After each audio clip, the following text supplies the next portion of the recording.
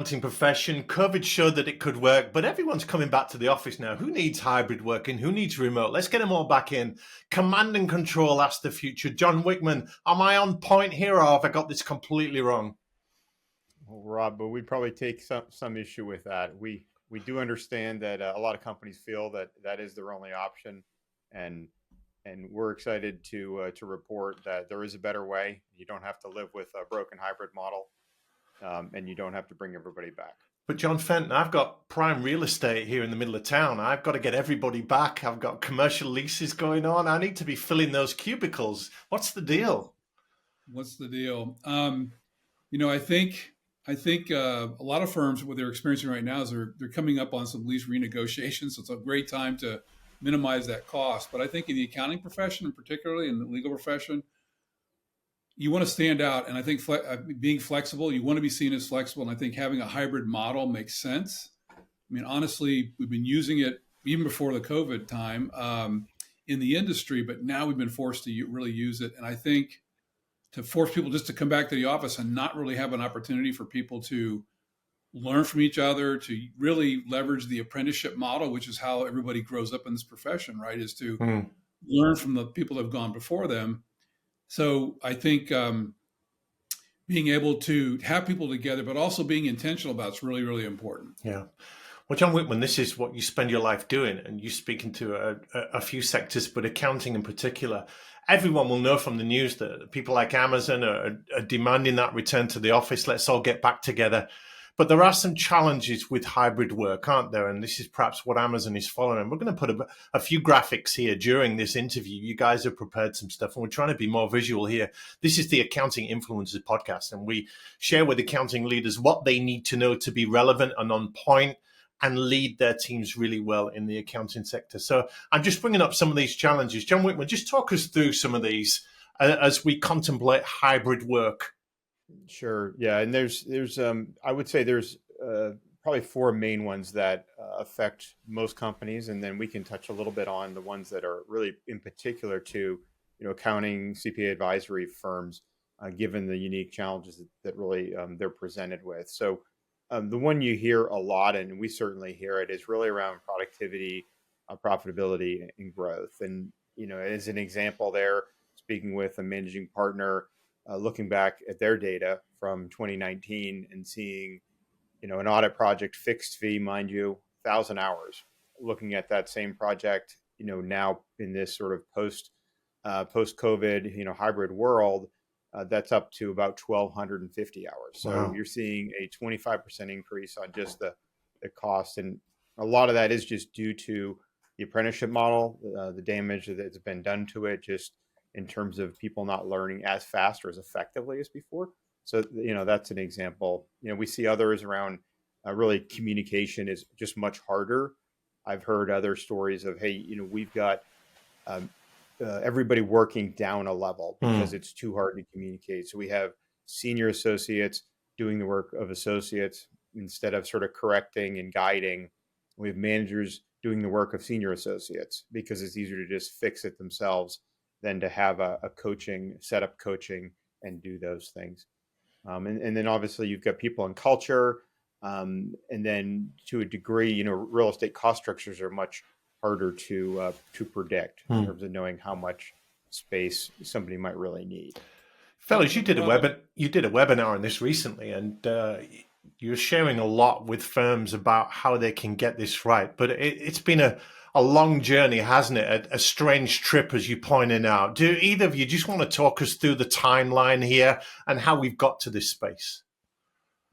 Sure. And just throw it to John. John, was there anything I know you speak to a lot of firms, anything you wanted to add onto some of what we're seeing in the market?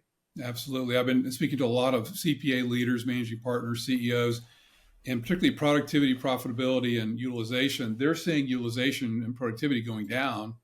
There's lots of work out there to be taken on, and they're afraid that people aren't really working. So there's kind of this mindset about, are people really getting the work done, and are utilizing our people appropriately? Bottom line is, your business is a relationship business. It's really around people, culture, and relationships.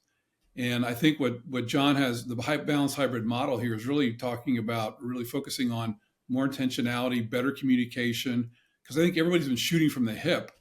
I was just talking to an attorney the other day, same issue. He's got 4 or 5 people that are all smaller firm, 4 or 5 people that are hybrid. Well, everybody has their own opinion about what that means, right, and what that looks like. And so I think we've all been shooting from the hip. There's a great way to really bring culture, communication together, and really be more intentional around putting some structure around how hybrid works, so that you can maximize productivity and utilization. It's not a beat them, bring them in the office because they have to, right? It's there's a reason for coming in the office and working together.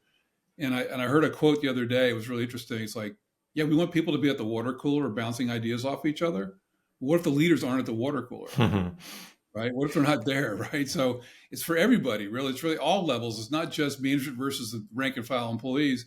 It's for everybody in the firm to be intentional and really embrace a structure around making hybrid really work well. Do we have evidence, fellas, that productivity has actually gone down with remote and hybrid working? I'm seeing it with some of the clients that I'm talking to. Yeah, they're concerned that people aren't as productive. If they are productive, they're not sure of the quality of the level of work that they're doing because they don't feel like they're getting the supervision, close enough supervision possibly, or communication because people are remote.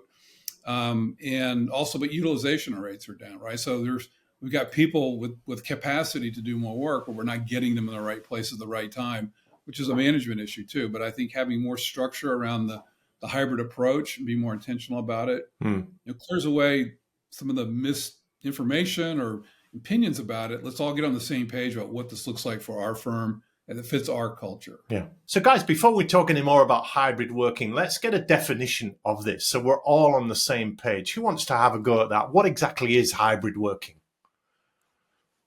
I'll make a run at it.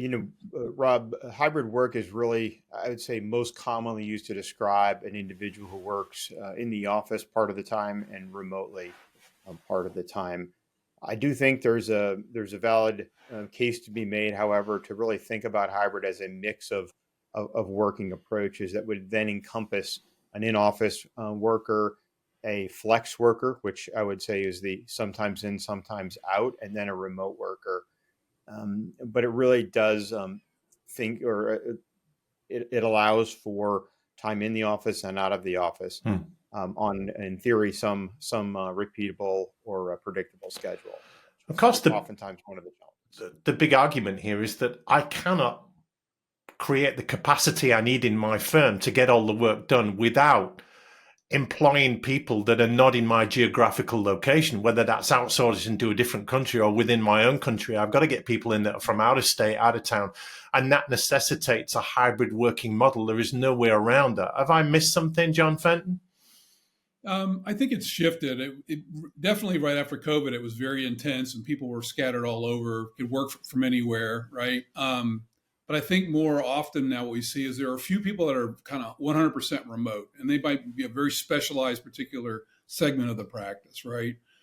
But the rest of the folks are, and really can fluctuate into a hybrid model, being remote and also working in the office at some point, right? I think people need to come together physically. I think it's for collaboration and for the mentorship and the apprenticeship model to really work. I think it's important. And so it's just having some structure around that. I think, but like I said earlier, I mean, it's less and less you see people fully remote. And the people that are fully remote are specialized, but they also recognize that their opportunity to grow is somewhat limited because they don't have that interaction that other people are going to have. But I don't think we can throw remote out the window, right? I think it's still important. I think people want to be flexible. They want to have flexibility in their lives. A lot of the studies, John's done some research, a lot of the studies show that like a large majority of people like flexibility, having flexibility, and then bringing people together when it makes sense to do that. Right? And so being really intentional around the training, development of your people, which is really, really important. And now in today's world of the ever-changing accounting profession, the business world that we're facing. John Wichmann, you've put a timeline together, which I find fascinating, particularly with the employee-employer power balance. Just talk us through that. We'll put it up on the screen for our viewers. Sure. And when we talking to firms and other organizations, it sometimes is instructive to sort of look back to understand how we got to where we are Yeah, currently. if you want to know the future, look at the past, right? Right. And as we really think about it, when the pandemic hit in 2020, for a good 2 years, we were really in an environment in which there was an argument, and certainly a good argument for, hey, is the workplace safe or not? And that moved us through masks, no masks, vaccines, and the rest of that. And right about the time we got to a point where I think, generally speaking, people declared the workplace to be a safe work environment again, we had the fears around the Great Resignation. Yeah. And so what essentially happened is these companies were limited in terms of bringing people back because obviously there was a health and safety issue. And during that period, there was a great deal of surveying done to employees, but that was literally to the individual employee. What do you want to do? Do you want to come in? How many days do you want to come in? And then sort of skip the entire management structure of organizations. Okay. And so that really set a pattern in people's minds that this was really their choice. And hey, as long as they were productive, they could, continue to work remotely or sort of flex on their own schedule. So it put organizations really at a disadvantage from the beginning. Then, as soon as it became time to, hey, let's start bringing people back in, we had the Great Resignation, which again put the fear into senior executives to say, well, I can't ask them to come back in because they'll all quit, and we're having enough trouble hiring people as it is. So we're now, I think, what we sort of have coined the term the Great Recognition, which is you now have senior executives recognizing, hey, all is not well. Our metrics are not healthy. The money is dried up from different governmental agencies that pushed a lot of money into the market. And now we're starting to see the sort of cracks in the wall that we didn't really know were there. And they're saying, well, what can we do about that now? And because this power balance, as you mentioned, as we show, the employees had the power for a great period, certainly from the Great Resignation period, through, but now it's starting to shift. And so now you have employers saying, hey, things are a little more in my favor, so I'm going to start changing policies and forcing people back in because I can. Well, the obvious concern there is, those things do change and they'll change again. And so what we say to companies is, hey, wouldn't it be better to take a purpose-based intentional approach that works no matter what the power balance is, because it's the right thing to do, rather than just swinging with who has more power or leverage in the relationship. John Fenton, it's pertinent to ask the question, is hybrid work even worth saving? And you both talk a lot about the benefits of getting hybrid working right. So if we get it in the right format, you would advocate it's definitely worth saving. Just talk us through some of the arguments here. Yeah. I mean, I think like I mentioned earlier, most employees want to have flexibility in their lives. I think like 83% or some national studies that have shown, right? And who wants to go back to a 90-minute commute, right, John? Exactly. I mean, people have, my daughter works remotely, full-time remotely, which is unusual. She has a young child at home and that sort of thing. And so people want the flexibility to manage their family environment, not, live in really nice places and not have to, deal with a long commute. I live outside Atlanta, so it's kind of commuting is a pain. And so I think that's really important. I think people just want to know they have flexibility, but they also want not just flexibility, but they want to know that they're contributing to the organization. They want to grow. I don't care what generation they are. We talk a lot about different generations, but they want to grow. They want to contribute. They want to be challenged. But being flexible, even in our mindset and how we do things in business, across all businesses, not just in the accounting profession, show more flexibility, to have a more open environment where people can open up more and be more vulnerable and share more. Also by teaching more, right? As a leader, by teaching more and helping to share more about our experiences, and just having those conversations one-on-one or in small groups is really, really important. So, John, what you're saying by that is there is a hiring advantage to hybrid working if they get it right. That's the first thing, right? Absolutely. And look, we were looking at the accounting profession, and we're not enough people in the profession as it is, right? So we have to use technology to kind of counterbalance that. But at the same time, let's have a really thriving environment we're flexible. We're seen as flexible, and it's really baked into the cake. It's part of our culture. Yeah. We walk the talk. It's not just, words on a piece of paper. It's real, right? We live it. Yeah. And everybody has the same kind of basis point, if you will, about what that really means for our firm and the organization that fits into our culture. And that's, I think, a real advantage in the hiring market. Yeah. And John Wichmann, there's a diversity advantage too, isn't there, to getting hybrid working right? There absolutely is. And as you mentioned earlier, we think about women in the workplace. When the pandemic hit, really the job participation rate, certainly the studies I've looked at most recently from the US, they took a huge hit because disproportionately women left the workforce when children were, forced into remote school environments. Now, hybrid work has allowed that to really come back. And I think it was 2023 hit an all-time high of women in terms of their participation rate. So it went from sort of setting them back a decade to now being at an all-time high. When you look at that and you look at some of these studies, women who say, hey, you know what, if hybrid went away, I think it was 72% in International Women's Group study said they would seek out alternate employment. Wow. And so if these hybrid opportunities go away, that does really move us backwards around that diversity and having women represented as they currently are in the workplace. So we think there's a number of really great reasons why hybrid work adds a huge amount of value, including an American Management Association survey with 70% reported improved job satisfaction from hybrid work options, and 73% reported improved quality of life. So our belief is, hey, if an organization can support hybrid in a way that doesn't negatively impact the organization, why wouldn't you do it? I read some stats recently that said there are more female accountants than males.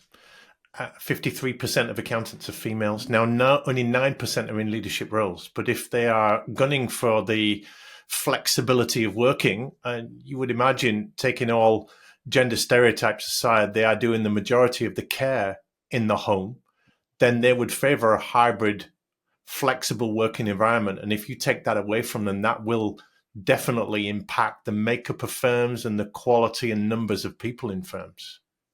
That's a really good point, Rob. And, there are more women in the profession, more women entering the profession, not enough of them in leadership roles. And that's something that's been shifting over time.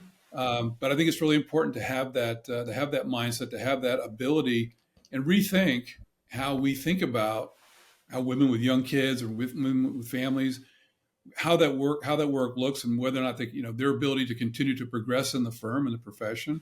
I think is really important. Some firms have figured this out, and some firms are still struggling with that. Let's take the emotions out of it for a moment, fellas. Let's look at the pure economic argument. Accounting firms are all about profit and loss and balance sheets and ledgers and pluses and minuses. So if we absorb all the information and we look at time and cost savings, what does this tell us about whether hybrid work is even worth saving? Well, I think from a cost savings, obviously, if you're able to restructure your leases and that sort of thing, certainly you can minimize some space costs. And I know, like one of my clients recently, they moved their offices and they have a hoteling concept, right? So they don't have space for everybody in the firm, but they know that people are out in the field, they're out with clients, and that's where they want them to be, or they're working remotely for some period of time at home or whatever. I think from whether you're in the office or whether you're remote, it's up to the leaders and managers and middle management and the top leaders of the firms to better lead their teams, right? So you can be inefficient in the office as much or more so than you are maybe at home, right? And I think it's an opportunity to really rethink about how we communicate with our folks, how we manage them, how we stay on top, how we build collaboration efforts remotely or in person, and really a combination of those things, right? So in terms of cost, a lot of firms are concerned about, obviously wages are increasing, right? So the bottom line is being eroded a little bit. There's lots of work out there, and it's a great time to be in the accounting profession. But we're having to pay people more, right? So we want our people to be more productive, more efficient. And that's where I think really having intentionality around this hybrid model can help counterbalance that and create a more collaborative environment where everybody feels like they're contributing, whether they're part-time remote or whatever, and coming to the office and collaborating in a way that's meaningful and not just you have to be here because I said you have to be here. So we've got a good balance here. We're saying not remote working, not everyone returning to the office exclusively, but a mixture of both is the way forward. John Wichmann, I'm wondering, having employees in the office and employees remotely, have they ever been further apart than they are right now? Well, I think that's one of the actual the pieces that's often misunderstood. We do a lot of research. We do our own research from obviously our clients and the data we collect, but also we consume and pull in data from all sorts of places. And one that we pay particular attention to is a work from home research study that's been going on since May of 2020. So very, very early into this. And one of the questions that they've asked very consistently is, how many days remote work? And so they ask it, instead of in the office days, they ask her, hey, how many days in remote work would you like to have as a worker? And then also the employer, hey, what is the employer plan? So I'm thinking, John Fenton, days in the office versus remote. Have employers and employees ever been this far apart? You've got some research on this, haven't you? We do, and it's really interesting. And John's done some great research here and pulled this data together, but it's like a half a day difference. Okay, it's not even a full day difference between what employees want and what employers want, right? So it's really a kind of a mindset thing that we all kind of have these biases. Many of us in the profession have grown up in an era where you're in the office full time, and the partner said jump and you said how high. Yeah. And now we're in a totally different environment, a totally different world, of more flexibility, higher expectations of our employees and of us and of our clients, right? And so we have these preconceived ideas about how this should work. And some of the data that John's pulled together shows only a half a day of difference. That's how far apart we are. It's a half a day. Think about that. So I think it's a very solvable issue, but it's getting everybody on the same page. So, John Wichmann, anything you want to add to that, in that they're just half a day apart here? Yeah, I think it's very encouraging. So it really tells us that it's not about the amount of time. There's not a huge disagreement there. So it allows us to really focus in on the experience and then in the mindset piece, which really relates to intentionality. What my biggest concern is that I hear from people, it does come to the commute.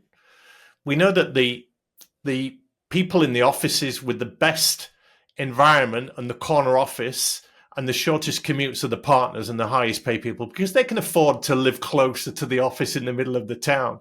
The people on the fringes and lower down the career ladder, they've got to live in the suburbs and way outside, and they've got massive commutes. So that's a big block to getting people back to the office. So there's something called the Office Experience Score that you guys have been looking into. Just talk us through this. Sure. So this is I call it the Net Promoter Score for hybrid work approaches. Great. And really what it does is it asks one simple question, which is, when considering your in-office work experience over the past 45 days, how often has it been worth the commute? And we feel, because as you said, that's what we're up against. We're up against the commute and the time and expense related to that commute. And it's such a great question. Just say it again, John, for our listeners and viewers. Sure, absolutely. It says, when considering your in-office work days over the past 45 days, how often was your in-office experience worth the commute? Wow. And there's 5 possible answers for that. And that's never, meaning, it was never worth the commute. Every time I came in, never worth it. Seldom, sometimes, usually, or always. And that's a score of a 1 to 5, 1 being if it was never, and 5 always.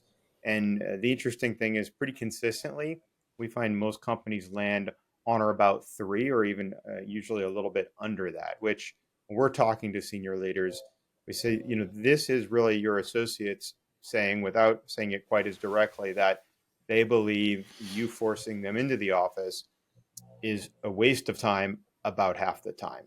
Goodness. And when firms are concerned about employee engagement and all sorts of other things, if you have half of your employees or more, in this case, in this example, 70+% are at that halfway mark or below, and they believe you are wasting their time forcing you in, whether it's needed or not needed. If they have that perception, that's, you're sort of starting off on the wrong foot, if you will. John Fenton, anything to add there? This is a critical analysis here. Absolutely. I think that, like I said earlier, we want people around the water cooler to kind of collaborate and work together, but you also have to have the leaders there too. And so many times what I see happening is the partners on around, because they're working remote, but some of the staff's coming in the office, they may be going, why are we here? So you want to have opportunities structured so that people can collaborate and work together and be more like what John is saying, is be more intentional, have some policies and procedures in place and make that work. And I think it's really valid to focus on that, because you want your people to learn from the more senior people in your organization. You bring up an interesting point too. Another complaint of coming into the office is the people I need to be collaborating with are not there. If you run a 3-2 or a 4-1 or however you do it, you're not guaranteed of which people will come in which day, and the people you want in are not necessarily in the office that day. So John Wichmann, what do we do about that? Well, and that's really, I think, the crux of it, because to improve that employee experience and make it worthwhile, it really comes down to bringing together. And we believe, one of the spending 2 years doing this, one of the things that came out of that is a framework we call a balanced hybrid framework.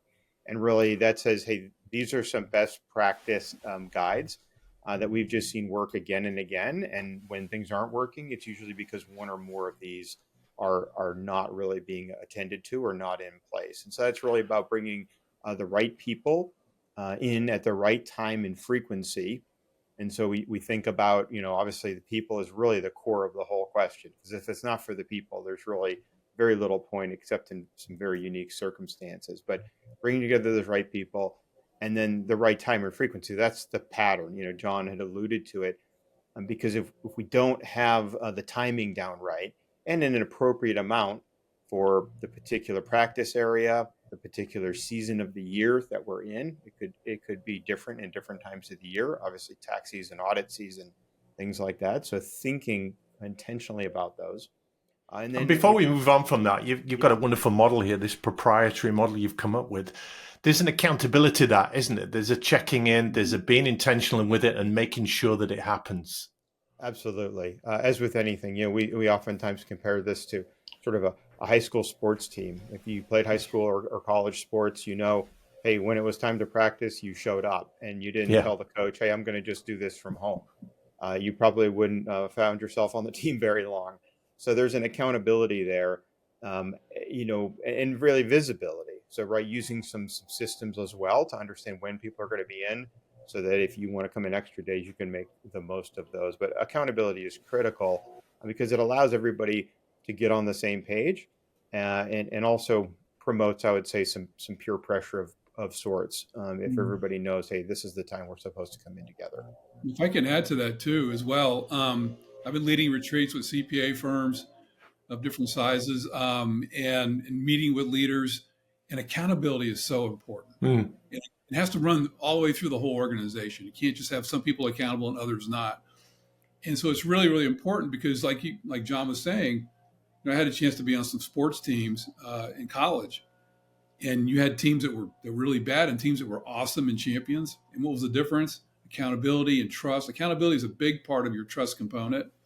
And so to make this work, to make your firm work, to be a thriving firm in the 21st century, you've got to have deeper levels of trust, building relationships. So using this balanced hybrid model can really help strengthen that. And John Fenton, you come from this world. I know, John Wichmann, you work across a number of sectors there. But John Fenton, you've been in firms, you've managed firms like that. Without that accountability, what happens?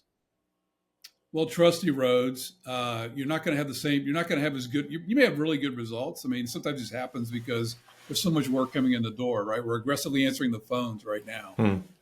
But in downtimes, that's where really trust issues bubble up, right? You can't rely on your folks or your teammates to get the job done, or to be intentional about how we get the work done, and really thinking not just in your own little area, but across the firm, across all levels, really running your firm like a business and not just a sole practice. So I think accountability really goes to strengthening trust and building more relationships. And it needs to be part of your culture. Otherwise, if things turn down, if something goes sideways or an issue with a client, you're not going to have a good result. John Wichmann, you've worked in various sectors. What can we learn from professions, industries outside accounting that are perhaps getting this more right than we are? I wouldn't say that they're maybe getting it more right, but in some ways, they are, at times, I think, Rob, aren't as impacted as substantially. If you think about how accounting firms in large part hire with waves of younger people, they're seeing the impact of where this apprenticeship model not working as well or as completely or as quickly as it used to. Other companies are not seeing that as in such a pronounced way. So I would say that I don't know if there's any sector or any type of organization that is really doing a great job of getting this right, honestly. And I wouldn't say that you've got one area. Everybody seems to be struggling with this across the board. I do think CPA accounting advisory firms, however, are being more impacted because of how they hire in disproportionately in these waves of more junior folks. And John Fenton, firms get so close to this with their business model, their hierarchical structure, that they can't see the trees from the wood. They can't sort this out for themselves. You and your partner here, John Wichmann, you're going into firms now and helping them. Tell us what you're offering them and how it works. Yeah. Really, it's an opportunity for firms to be more intentional. John has a really great process that within 90 days and 120 days, you can have a process in place and identify procedures and things that you want to implement. It really shortens the time frame about implementing something that can be really impactful for your firm and having a balanced hybrid approach. A lot of firms have HR directors or chief HR officers. That's great, but they've already got a full plate, right? So, John, I'll let you speak more about the nuts and bolts here, but this is a great opportunity to excel. Time is money, right? And you can delay this process. You can put it off and keep thinking you're going to get it done. Well, 1 year goes by, your attrition rates may fall, your hiring rates may fall, and that's a huge impact to your bottom line. Yeah. John, I'll let you add a little bit more color to this, John Wichmann, because I'm thinking if I am a HR leader or I'm in charge of culture or staff engagement, there's a lot that can go wrong here. If I put out an edict that everyone's back in or we're moving to this model or we're doing this, I've got to get buy-in from everyone and I've got to get this exactly right. So how exactly do you guys help firms? Sure. So, and it is all about the buy-in. There needs to be structure, but it's much better. You're going to be have much better chances of success with structure if you bring people along the way and you seek their input, which is exactly what we do. I mean, we really start with speaking to senior leadership, obviously, your managing partner, the leader of HR, and your practice heads, just to understand where people are at. Because sometimes if there's significant distance in terms of how this should be approached within that executive leadership level, sometimes that needs to be worked through a little bit. But assuming that there's a general consensus, really at that point, we're seeking to bring together multiple data sets. And so we'll get some of that data from, say, HR in terms of people's tenure and some other data points there. And then we have a very comprehensive, very targeted and refined over the past 18 months survey really on the in-office experience. And that goes to from everybody from your managing partner down to the last person you hired right out of school. And it really seeks to get a 360-degree view of this topic and how people are feeling about it. And we know, Rob, for sure that there's interest in this because when we approach these surveys, they're actually named. We ask people to put their names on them because we tell them, hey, your voice is too important to miss or to be diluted here. And we still get 80 to 100% response rates very consistently on that input. So just drawing this to a close, fellas, how can people find out more about what you do and get in touch and engage you to come in and solve this problem so that they get it exactly right first time? Somebody can reach out on gathersciences.com, or maybe easier way, just reach out to me directly on LinkedIn, John Wichmann. and we'd be happy to connect with you. And then John has a website as well for some of the great strategy work he does. And I'm excited to work with John, given the work he does with these leadership teams, combining really doing a balanced hybrid implementation with some of the areas he already works in is really a great fit. And I know the work, John, you do even extends beyond this. Yeah, absolutely. So, my LinkedIn is John J. Fenton, the CEO coach, or my website's johnjfenton.com. Really simple, and would love to have an opportunity to chat more with you about your hybrid issues and what you see happening and how we might be able to help you. terrific. I'm going to read out a quote that you guys have put about the responsibility of hybrid work. But I'm also going to ask you, just to close in, what predictions you're going to make for 2025 in what you see happening in the accounting world in particular and hybrid work and how this is all going to shake out. So just reading this from the image up on the screen for your viewers, for hybrid work to be a sustainable option, it cannot negatively impact the growth or success of an organization or associates within it. Any thoughts on that, guys, before we make predictions? That's such a bold quote, but it sums it up really nicely. I would offer, Rob, really what that is saying to those who really may be skeptical about another approach, another survey, another this or that, and really look longingly at Amazon and what they did, is to say, hey, we strongly believe hybrid can be fixed, and that you can have the best of both worlds, which is hybrid can't negatively impact the organization or the people in it. And the nice thing about this is that we honestly get alignment across a firm, right? Everybody from the first person, the lowest person on the totem pole up to your managing partner, everybody seems to agree that that's a reasonable statement. And so it really provides some common ground to build off of, which oftentimes common ground is hard to find on this topic. Indeed. Well, just predicting the future then, guys, we know that the accounting profession is not known for its ability to pivot on a dime and change really quickly, but without change, they're facing irrelevancy, a lack of differentiation, a lack of competition in the talent marketplace. John Fenton, what do you see coming up over the next year or two for accounting firms in this area of hybrid working? Yeah, I think you need to set your firm apart and really be flexible, show flexibility. It has to be part of your culture. It has to permeate through all aspects of your business, right? Whether you're serving your clients, hiring people, retaining your employees. And it starts with communication, and it starts with the leadership team to show that flexibility and really enhance the relationship with your employees and your clients. The trends really are around more value add and more consulting and advisory work, right? And you want to have good people on your teams that can really flex and be flexible and feel like they're part of something and contributing. And I think the younger people want to experience that as well. So the firms are going to set themselves apart, are going to be intentional about how hybrid works. They're going to be focusing on training your people, not just the technical training, but the people skills, relationship skills, strengthening your culture, really leveraging the apprenticeship model to teach your younger folks what the more experienced folks have already had in their experience in their lives, to build that apprenticeship model and strengthen it. And to really set yourself apart is to really be highly flexible and adaptable, because that'll enable you to thrive throughout this year and coming years. And John Fenton, you've got accounting DNA in your blood. We know that. If we get to a scenario whereby leaders are demanding that everyone comes back to the office, are we going to get pushback? Are we going to get a scenario where they say, if you don't come into the office 5 days a week, we're not going to promote you, we're not going to give you leadership opportunities, we're not going to give you interesting work, and maybe accountants are going to say, well, that's it, I'm gone. Will that ever happen in accounting? Oh yeah, it will happen. It definitely will happen. Wow. Maybe not immediately, but I think people will look for the opportunity to have more flexibility. Yeah. And what we're seeing in the U.S. particularly, right, a lot of consolidations and upstream mergers and things like that, and private equity money.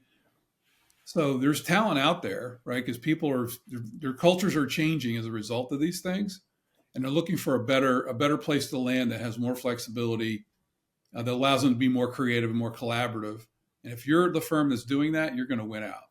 Yeah, that's great. John Wichmann, just sum up the future for us. Get your crystal ball out. This is stuff that you live and breathe. You're a great ambassador and advocate for hybrid working, but it's got to be done right. So what do you see coming up for accounting as you look into it from the outside? Sure. I think, there'll always be cases where people are going to flow with the market, and they're going to have to swing back and forth based on that sort of power equation. We believe the firms that will be most successful are those that embrace a hybrid and remote work environment, but really doing it with intentionality, and in a way that will not only benefit and allow the firm to really grow and thrive, but also the same for their associates. We believe those will be the firms that will be able to set themselves apart and have different sorts of hiring conversations about intentional, or we say, be balanced hybrid certified firm, be able to tell a different story when you're recruiting than just being hybrid like everybody else, or not hybrid in some cases. Yeah. So we believe intentionality is the future. We heard it here. Gentlemen, thank you so much. John Fenton, John Wichmann, we really appreciate this tour de force with hybrid working in accounting firms. You have painted a picture of the future and showed them that it is possible. It has to be done intentionally with accountability. And there is so much that can differentiate a firm in the talent marketplace and also in the client, the business marketplace, in being a firm that people want to work at and work with. Thank you so much for your time, your passion, and your insights today. Thank you, Rob. Thanks, Rob.